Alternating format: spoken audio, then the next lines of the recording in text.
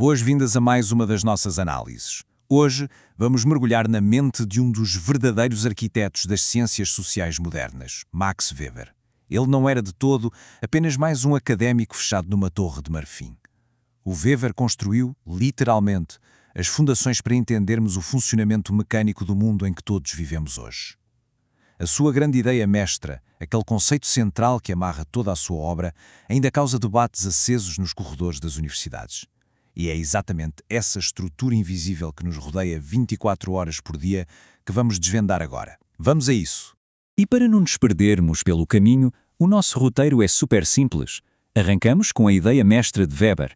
Depois, vamos entender o que é, afinal, a racionalização. Passamos ao domínio do cálculo, dissecamos os 3 pilares da teoria e, no fim, fechamos com a grande ironia moderna. Bom, ponto número 1. A ideia mestra de Weber e o debate centenário em torno do seu trabalho. Há aqui um mistério engraçado na obra de Weber. É que os especialistas ainda hoje discutem como o classificar na história. Sociólogo, historiador, filósofo político, mas independentemente do rótulo, há um consenso absoluto. O grande tema que define o nosso mundo é a racionalização. E isso leva-nos a uma pergunta central de todo o seu trabalho. Que combinação exata de circunstâncias fez com que o Ocidente desenvolvesse os seus fenómenos culturais únicos? Atenção, o objetivo aqui nunca foi criar um pódio para dizer que o Ocidente é superior. Nada disso. A genialidade dele foi simplesmente usar o Ocidente como uma lupa. Ele queria apenas isolar as variáveis precisas que ligaram a maquinaria implacável do mundo moderno. Há um incerto clássico que ilustra isto na perfeição. Weber diz-nos: um filho da civilização europeia moderna que estuda a história universal inevitavelmente levanta a questão: que combinação de circunstâncias levou ao facto de que no Ocidente, e só aqui, surgiram fenómenos culturais que passaram a ter significado e validade universais? Ao lermos isto, dá para sentir aquela inquietação intelectual dele, não é verdade?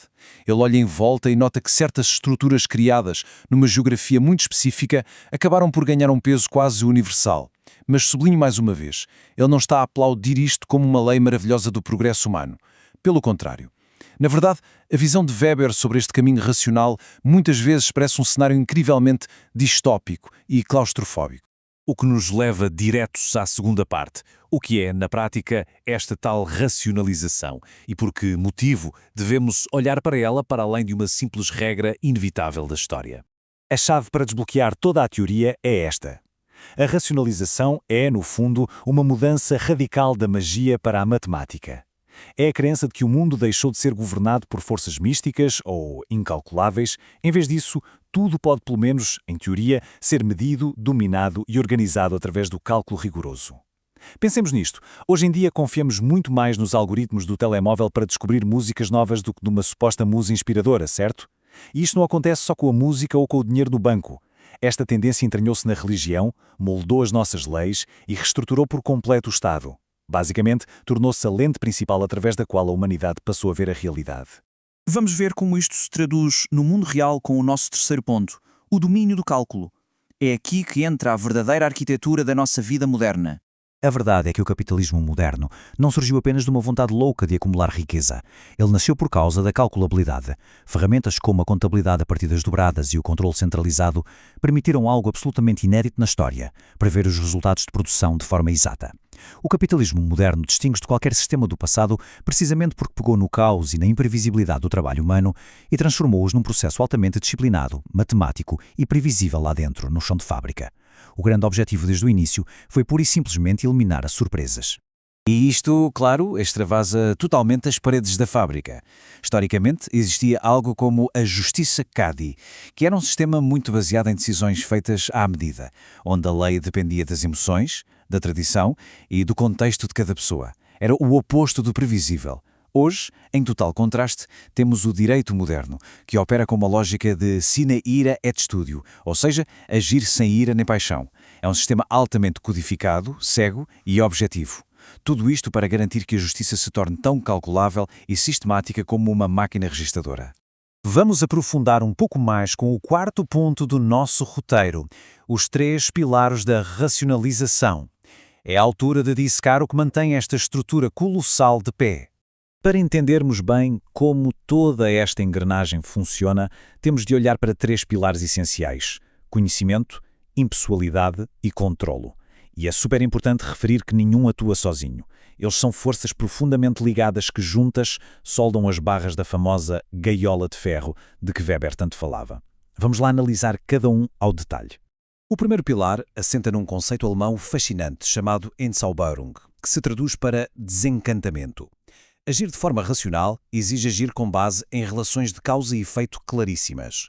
Ao longo da história, isto significou basicamente empurrar a religião, a metafísica e o pensamento mágico lá para o canto da superstição. O mundo perdeu aquele mistério sagrado que tinha e passou a ser compreendido quase exclusivamente pela ciência e pela tecnologia. Tudo se resume a uma análise puramente fria entre os meios que temos e os fins que queremos atingir. Depois vem o segundo pilar, a Versacklichung, ou a objetificação das relações. No centro do capitalismo industrial e das burocracias do Estado, o lado humano é simplesmente deixado à porta. As relações perdem aquela empatia natural e são drasticamente reduzidas a transações objetivas ou a números num balanço.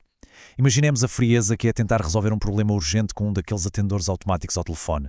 O sistema não quer saber do nosso desespero, só quer seguir o procedimento de forma cega.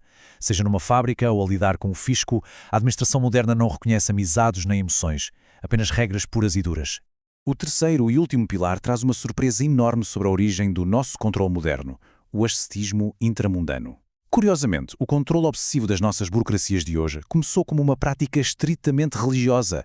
A ética puritana exigia uma autodisciplina rigidíssima e um autocontrole constante para agradar a Deus. Só que, com o passar do tempo, essa disciplina metódica saltou das igrejas e infiltrou-se na forma como trabalhamos e vivemos em sociedade. Abriu o caminho para o controle capitalista institucionalizado que temos hoje. Ou seja, foi uma gigantesca e não intencional ironia histórica. E é precisamente essa ironia que nos leva ao quinto e último ponto, provavelmente o mais provocador de todos, a grande ironia moderna e o paradoxo da nossa própria alma.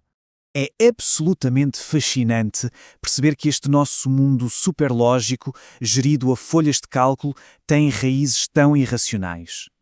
Durante a Reforma, a teologia esvaziou a humanidade de qualquer valor sagrado intrínseco, passando a ver as pessoas apenas como meros instrumentos, meras ferramentas de Deus. E a ironia brutal que Weber nos mostra é esta. Foi precisamente nesse momento de total objetificação divina que nasceu a nossa subjetividade moderna. Aquele indivíduo virado para dentro, fervorosamente focado na sua vocação e altamente disciplinado, nasceu exatamente aí. E isso explica a natureza tão contraditória que todos nós partilhamos hoje. É uma verdadeira dualidade. Por um lado, somos o cidadão subjetivo, orgulhamos imenso das nossas liberdades, da nossa psicologia complexa e dos nossos direitos invioláveis. Mas, por outro lado, somos ao mesmo tempo uma ferramenta objetiva. Somos peças fundamentais submetidas todos os santos dias a um sistema de trabalho burocrático e industrial que nos disciplina impiedosamente das 9 às 5. Portanto, somos livres sim, mas operamos como meros recursos na máquina que nós próprios alimentamos. E é esta ilusão de controlo que constrói a tal lendária gaiola de ferro do Weber. Pensemos nisto. Passamos séculos a tentar dominar a natureza com a ciência, a sociedade com as leis e a escassez com a eficiência capitalista. E qual foi o resultado final? Construímos um sistema de calculabilidade absoluta, tão perfeito que ganhou uma vida própria, uma força impessoal colossal. Agora, é esse mesmo sistema que nos organiza e domina as nossas vidas diariamente, sem que possamos fazer muito para o travar. O que nos deixa com uma reflexão final que arrepia um bocadinho. À medida que algoritmos, eficiências e cálculos de mercado dominam absolutamente a forma como o mundo gira, fica a grande dúvida. Será que a humanidade finalmente alcançou o controle supremo sobre o seu destino? Ou será que o nosso conhecimento formidável simplesmente serviu para projetar, construir e trancar a porta da nossa própria gaiola perfeita? Esta é, sem dúvida, a genialidade perturbadora do legado de Max Weber. Muito obrigado por acompanharem mais uma análise connosco. Continuem a questionar as engrenagens invisíveis do mundo à nossa volta. E até à próxima.